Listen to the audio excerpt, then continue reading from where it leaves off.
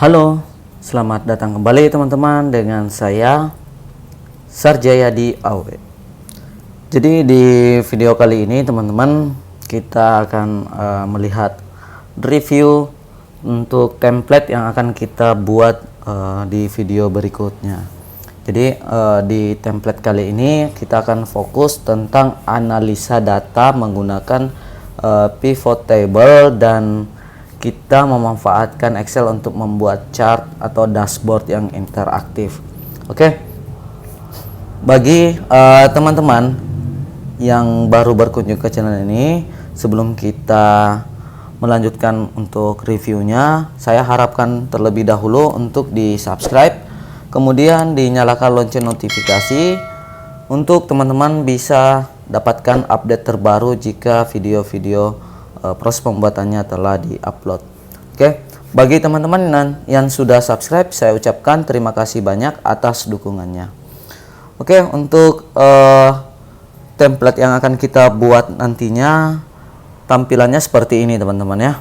Jadi sambil saya jelaskan dulu untuk fitur-fitur yang akan kita pelajari nantinya.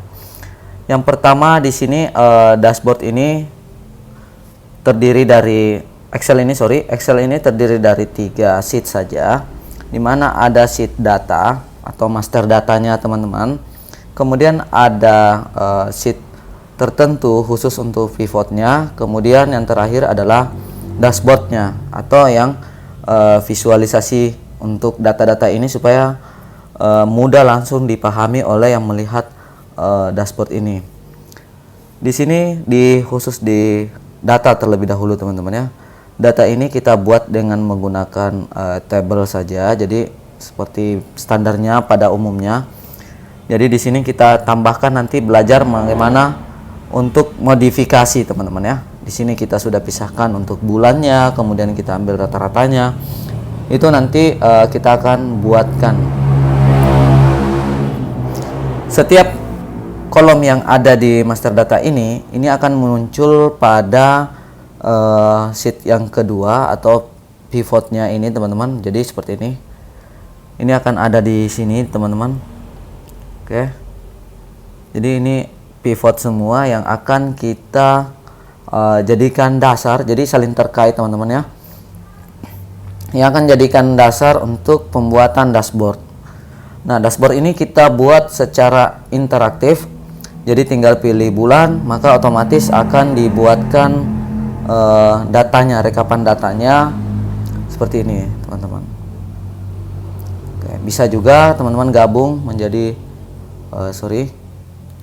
kita buat dulu untuk gabungan 2 bulan seperti ini, kemudian 4 bulan atau per 3 bulan boleh. Jadi seperti ini datanya akan kelihatan semua. Nah,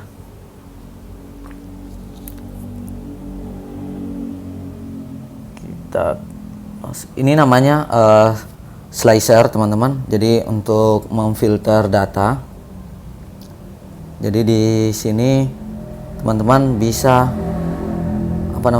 pergunakan untuk memformat datanya teman-teman. Yang berikutnya, oke, kita kembalikan dulu. Yang berikutnya di sini data yang paling umum lah kita pergunakan, yaitu pendapatan harian teman-teman. Jadi pendapatan harian ini kita sandingkan dengan ini untuk rata-ratanya supaya kita bisa melihat di hari apa penjualan menurun. Jadi seperti ini teman-teman ya, seperti teman-teman bisa lihat sendiri. Yang menurun ini bisa teman-teman cari tahu penyebabnya karena apa, seperti itu. Kemudian kita juga akan buat untuk data penjualan per salesnya. Sebenarnya untuk poin utama yang akan dimasukkan ke dalam dashboard yang teman-teman ingin buat ini tergantung kebutuhan. Jadi apa yang ingin teman-teman ketahui. Jadi seperti itu. Tapi secara garis besar di sini saya masukkan pendapatan harian, kemudian siapa sih di periode yang teman-teman pilih, misalkan di Februari yang tertinggi, yang terbanyak penjualannya. Di sini ada Rahmat, kemudian ada Ica. Kemudian kalau misalkan kita ambil di Maret, itu Adi, kemudian Ayu yang rata-rata penjualan terbesar. Maka kita juga sudah tambahkan untuk fungsi sortir secara otomatis untuk mengetahui yang tertinggi sampai yang terkecil, teman-teman. Kemudian di bagian penjualan per quantity, kita akan sortir juga produk apa yang terlaris, teman-teman. Berapa penjualannya? Di sini ada 60 kuantitinya ada 60 pieces. Mungkin di sini untuk penjualannya 60 pieces. Kemudian yang kedua oleh produk 7 di Maret, teman-teman ya. Kemudian di Februari ini 45 dengan 44, produk 7 dan 3 itu sama-sama penjualannya. Jadi teman-teman bisa menganalisa target promosi ke depannya untuk produk apa, kemudian siapa yang perlu dievaluasi penjualannya untuk salesnya, itu berdasarkan data ini. Kemudian di penjualan per customer, teman-teman bisa tahu customer siapa yang paling banyak, teman-teman, melakukan pembelian di teman-teman sendiri.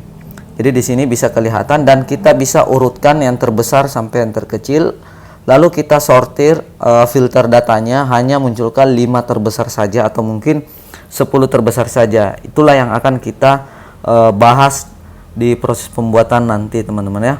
Kemudian di sini kita melihat dari segi persentase areanya, area penjualannya itu sebagian besar di area mana, itu akan nanti masuk di sini, teman-teman.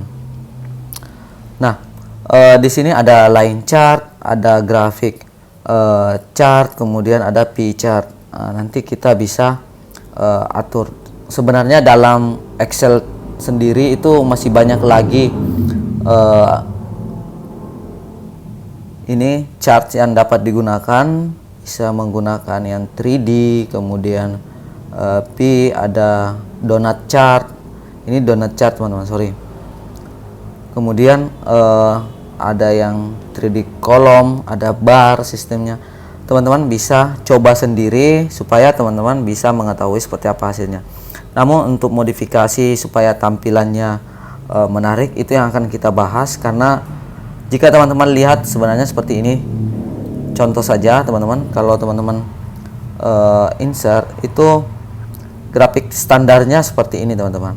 Nah, supaya bisa tampilannya lebih menarik, kemudian masuk ke sesuai dengan selera teman-teman, itu ini masih perlu dilakukan perubahan. Dan dalam video berikutnya inilah yang akan kita lakukan untuk modifikasinya, termasuk untuk pembuatan data-data awal yang kita perlukan atau pivotnya itu seperti apa.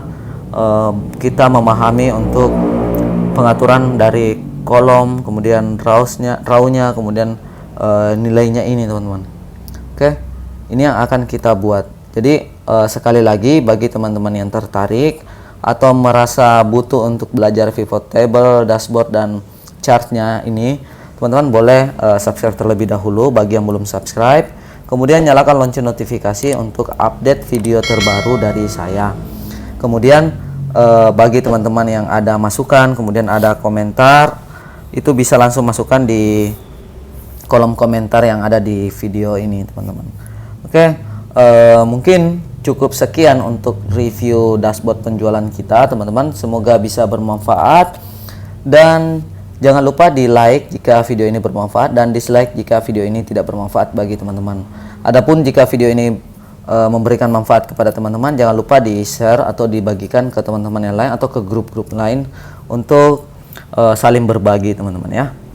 Oke, cukup sekian dari saya. Salam sehat selalu dan salam sukses selalu dari saya, Sarjayadi Awe.